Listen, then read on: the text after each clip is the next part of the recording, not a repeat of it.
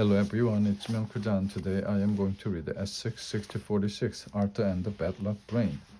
Chapter 6, When morning came, the brain heard his mother's voice. Alan, you better wake up. Brain's eyes were still shut. Is it an earthquake? He asked sleepily. No, said his mother went on. I'm shaking your shoulder. It's 8:30, Alan. The brain's eyes popped open. 8:30? Oh no, I'm late. His mother looked around. Goodness, what happened here? The brain jumped, the usual. The roof for a wild four-leaf clover. Oh, really? That must have been quite a dream. A short while later, with toast hanging from his mouth, he rushed into the garage and took out his bike. Ellen, his mother called out to him through the kitchen window. You forgot your lunch and your math homework. The brain ran back inside to get them. He said to himself, if I was really having bad luck, I would have left them behind.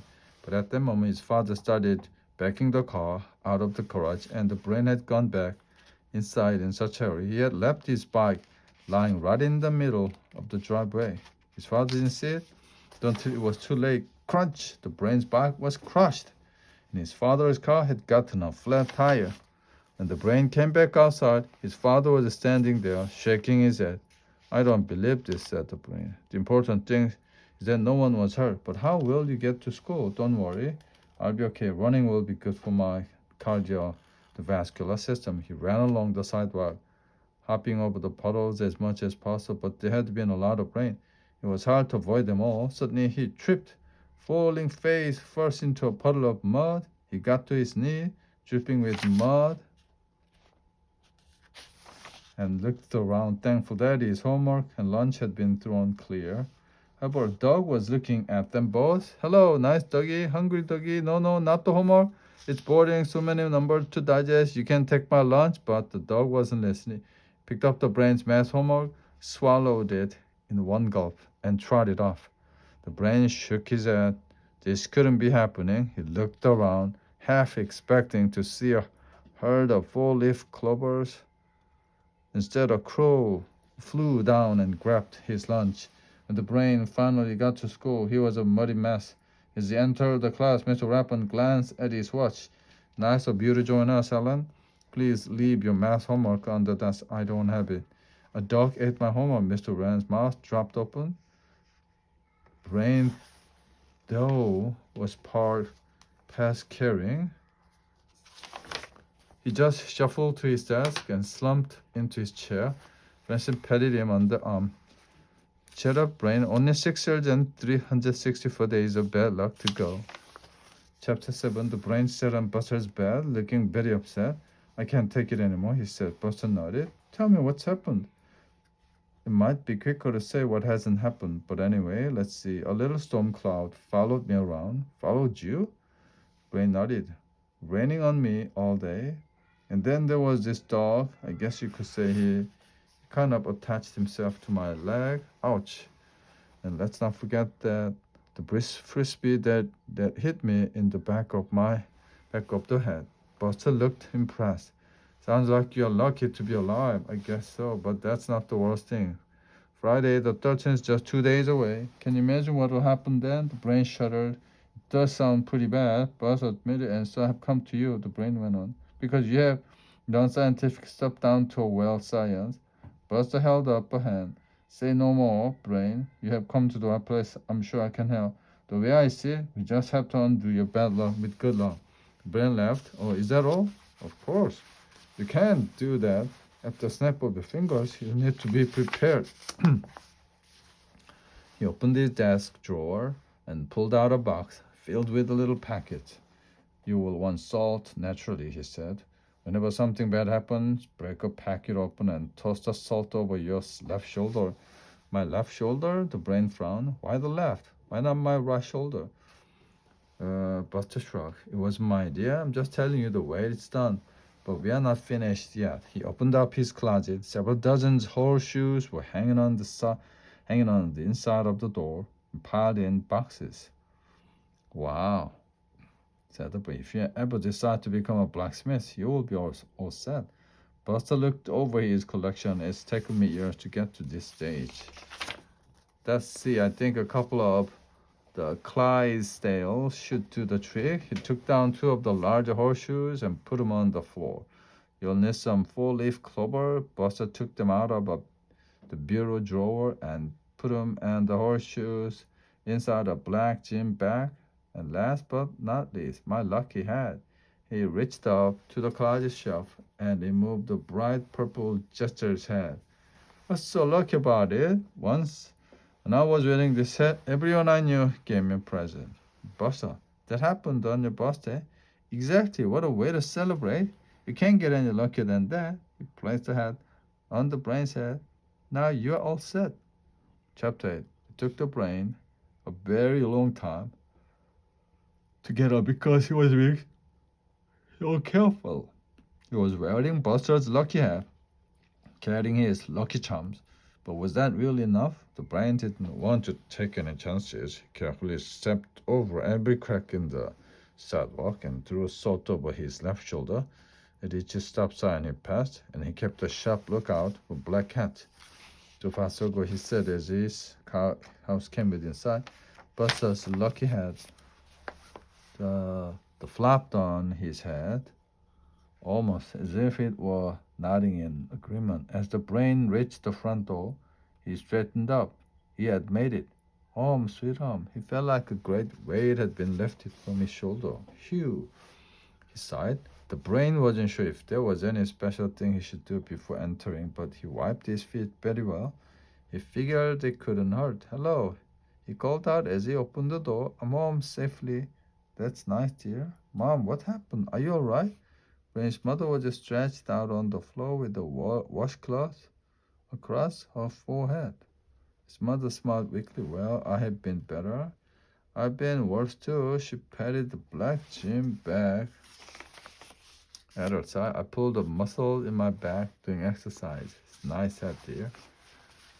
Brain put down his bag next to his mother. It's a long story. Can I get you anything? Actually, I'm alright for now. Oh, really? I promise. Honest. No kidding. Okay, I just wanted to make sure. Well, call if you need anything. He went up to his room and closed the door behind him. I can't believe it, he muttered.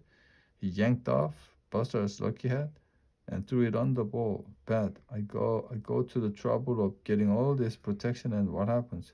Does it help? No, the bad luck just bounces off me and hits my mother. What am I supposed to do about that? I'm a menace.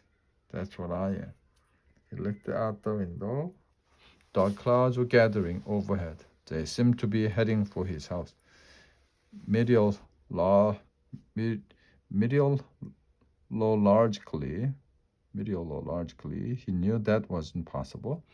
Weather didn't work that way, and clouds didn't have a mind of their own. They didn't have little meetings when they decided where they were going next. Or did they? I used to think science had all the answers, and maybe it still does, but I don't even know the right questions anymore. Brain shook his fist at the clouds. I know you're out there, but that luck's just waiting for another chance to pounce. But I'm not playing into your hands. I'm not leaving the house tomorrow. In fact, I may not ever leave it again. Chapter 9. It was another beautiful day for a softball game. The sun was shining again. Sky was clear again, and the game itself felt much the same too. Mighty Mountain was crushing the Lego team. It was the bottom of the 6th inning, and Mighty Mountain was leading 7-2. 7-2. George was at the plate. He swung and missed. Strike 3. Called the umpire. 2 out. We're getting creamed. Muttered Francine from the bench. Where is he? He must be sick. He wasn't in school today. It would make sense with all the bad luck he's been having. He'd better be sick. Muttered Francine. Oh, he will be when I get done with him. She turned to Muffy. Can I borrow your phone? Inside the brain's house, the brain was lying on the couch, reading a book. When the phone rang, he picked it up. Hello. He listened for a moment, and then moved the receiver away from his ear. Yes, Francine, oh really? What's the matter? What's the score? And well, I'm sorry to hear that. What do you mean, sorry isn't enough? Francine, do you know what day it is? It's Friday the 13th, and considering the way my luck has been going, I just can't risk it. Goodbye. He hung up the phone and opened his book again. Back at the game. It was now the bottom of the ninth. The score was 9-6, but the Lakewood team were threatening to score with 1 out and the bases loaded. Francine was on first, Arthur was on second, and Binky was on third. Come on, Muffy, they called out.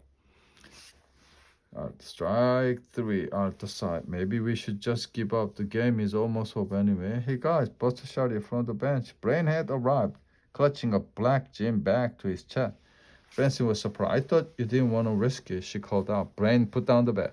I realized that no matter where I am, I'll have bad luck with me, so I thought it would be nice at least to have company.